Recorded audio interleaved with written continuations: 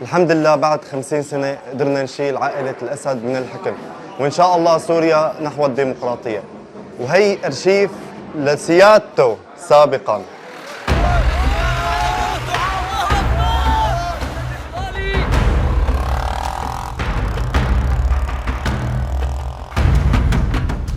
Suriah berubah drastis dalam 12 hari setelah kelompok Hayat Tahrir al-Syam alias HTS menyerang.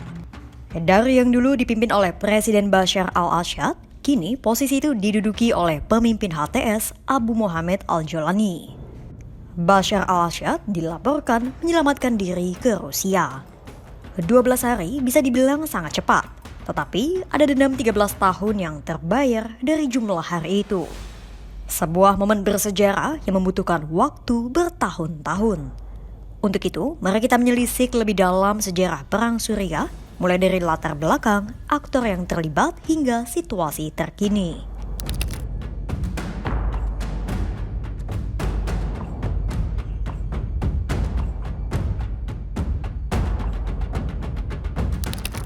Sejatinya, perang saudara di Suriah berangkat dari 4 hal yang semuanya adalah muara dari keresahan masyarakat Suriah pada rezim Assad.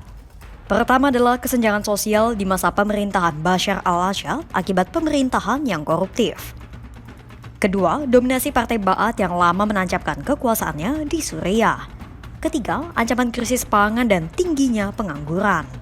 Dan keempat adalah tindakan represif dari rezim Assad dalam menghalau kritik dari masyarakat. Sejak Assad mengambil tampuk kekuasaan dari ayahnya pada 2001, sejumlah pergerakan oposisi sudah mulai menunjukkan gelombangnya. Namun gerakan pemberontakan semakin menguat, tepatnya ketika era Arab Spring pada tahun 2011.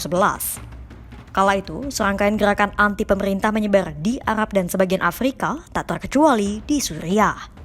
Mulanya, para pemberontak melakukan unjuk rasa secara damai tanpa melibatkan kekerasan.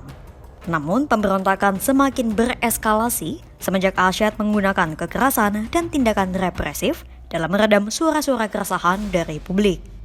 Misalnya pada Maret 2011, saat itu 15 remaja laki-laki yang ketahuan menuliskan grafiti berisi dukungan terhadap Arab Spring ditangkap dan disiksa oleh aparat keamanan di bawah rezim Assad. Bahkan, salah satu remaja berusia 13 tahun di antaranya sampai meninggal dunia usai disiksa secara brutal. Selama beberapa waktu, rezim Assad terus menerapkan kekerasan untuk meredam aksi pembelotan. Dilaporkan, tindakan represif Assad telah menewaskan puluhan ribu pengunjuk rasa dan memenjarakan lebih banyak orang. Makin lama, seperti bola salju, kebencian yang dipendam oleh masyarakat Suriah semakin menajam. Mereka pun mulai mengangkat senjata untuk melindungi diri dari kekerasan rezim Assad sekaligus membersihkan wilayah mereka dari pasukan keamanan Suriah. Bentrok terus meningkat dengan cepat, menjerumuskan negara itu ke dalam perang saudara. Tak butuh waktu lama, konflik yang mulanya sekadar kontra antara masyarakat Suriah dan pemerintah semakin membesar usai terlibatnya tangan-tangan asing yang ikut berperan. Mereka mengirim uang, senjata, dan suntikan pasukan ke Suriah. Keadaan semakin memburuk usai kelompok jihadis ekstremis seperti ISIS dan Al-Qaeda ikut terlibat demi mencapai tujuan pribadi mereka. Lantas, siapa aktor yang ikut berperan dalam perjalanan panjang konflik Suriah?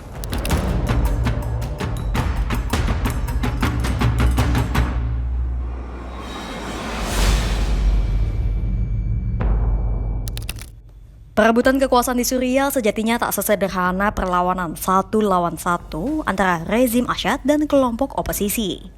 Pasalnya, pertempuran juga terjadi di antara para kelompok oposisi yang saling memperebutkan kekuasaan dan wilayah di Suriah.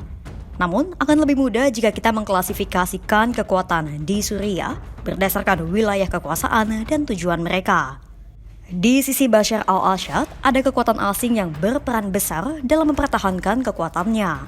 Mereka yang berada di balik Assad adalah pemerintahan Iran dan Irak yang didominasi oleh kelompok Islam Syiah. Iran diduga telah menggelontorkan dana jutaan dolar Amerika Serikat untuk Suriah dan mengirim ribuan tentara Muslim Syiah untuk Assad. Kemudian ada pula proksi Iran di Lebanon yang turut memperkuat militer Assad, yaitu Hizbullah. Iran dan Hizbullah tidak membantu Suriah secara cuma-cuma. karena Suriah diyakini dimanfaatkan oleh Iran sebagai jembatan strategis yang berfungsi sebagai akses suplai kebutuhan logistik untuk Hizbullah di Lebanon. Selain aktor regional, kekuatan Asyad turut diperkokoh oleh bantuan dari Rusia yang memiliki pangkalan militer di Suriah sejak tahun 2015. Itu tadi pihak-pihak yang membackingi Asyad selama ini. Sekarang adalah para aktor yang ikut mendukung perlawanan terhadap Asyad alias berpihak pada kelompok oposisi. Ada 3 kelompok oposisi besar yang saling bersaing di Suriah. Pertama adalah Turkiye. Berdasarkan letak geografis, Turkiye yang langsung berbatasan dengan Suriah menjadi pendukung terbesar kelompok oposisi pelawan Asyad. Turkiye kemudian mengirimkan pasukannya ke wilayah perbatasan dengan Suriah dan membentuk kelompok Free Syrian Army atau FSA. FSA sendiri tidak murni dibentuk oleh pasukan asli Turkiye. Di dalamnya tergabung pula brigade bersenjata yang membelot dari militer Suriah dan beberapa kekuatan yang didukung oleh Amerika Serikat serta sejumlah negara Teluk. Tujuan mereka adalah memastikan agar perbatasan Suriah dan Turkiye tidak dijadikan sebagai basis kelompok perlawanan Kurdi. Sementara negara Teluk lainnya yang didominasi oleh Sunni, seperti Arab Saudi dan Qatar, juga ikut mendukung kelompok oposisi melawan Asyad. Kedua adalah Syrian Democratic Force alias SDF yang didominasi kelompok Kurdi dan dukungan Amerika Serikat. Selain SDF, Amerika Serikat dan Barat turut mendukung sejumlah kelompok oposisi moderat yang bertujuan untuk memerangi ISIS di Suriah. Dan ketiga adalah Hayat Tahrir al-Syam alias HTS yang beberapa pekan terakhir telah melancarkan serangan kilat untuk merebut kota-kota besar. Mulai dari Aleppo, Hama, Homs hingga puncaknya adalah ibu kota Suriah, Damaskus. Semua aktor itu terus melancarkan perlawanan satu sama lain.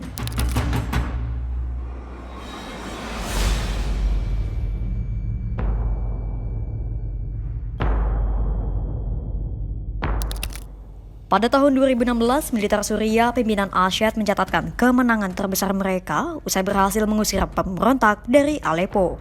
Kemudian, 2 tahun kemudian pada 2018, kelompok FSA dukungan Turkiye mengambil alih kota Afrin dekat perbatasan Turkiye dan Suriah dari pejuang Kurdi. Pada tahun itu, sejumlah pertempuran terjadi di beberapa front. Di Idlib, HTS bertempur dengan Rusia dan militer Suriah. Kemudian di Homs, Israel dan Amerika Serikat melancarkan sejumlah serangan ke pangkalan udara militer Suriah. Sementara di Afrin, Turkiye dan FSA melawan para pejuang yang didukung Amerika Serikat. Hingga akhirnya pada tahun 2024, kelompok oposisi akhirnya berhasil menggoyangkan kekuasaan yang telah lama ditancapkan oleh rezim Asyad di Suriah.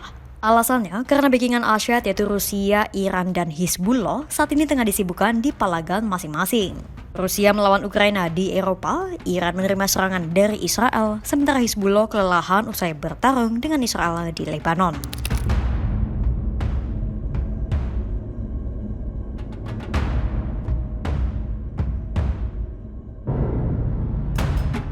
Hingga 9 Desember 2024, HTS menjadi kelompok yang paling menguasai titik strategis di Suriah. Sampai mereka berhasil mengusir Presiden Bashar al-Assad dan jajarannya dari Damaskus. Diduga Bashar al-Assad dan keluarganya kabur ke Moskwa, Rusia untuk mencari suaka. Sementara HTS yang mengaku tak lagi memiliki kaitan dengan Al-Qaeda disebut akan menghadapi tantangan untuk mewujudkan transisi menuju pemerintahan yang inklusif dan stabil. Kejatuhan Asyad diperkirakan akan mengubah keseimbangan kekuatan di Timur Tengah. Tak hanya memberikan tantangan bagi HTS, namun juga bagi negara-negara seperti Iran, Rusia, Turki, Arab Saudi, dan aktor internasional lainnya. Itu tadi sejarah aktor yang terlibat dalam konflik Suriah sejak mula-mula hingga runtuhnya kekuasaan rezim Asyad. Akan dibawa kemana masa depan Suriah di bawah pemerintahan yang baru? Simak terus perkembangannya hanya di kanal YouTube Kompas.com.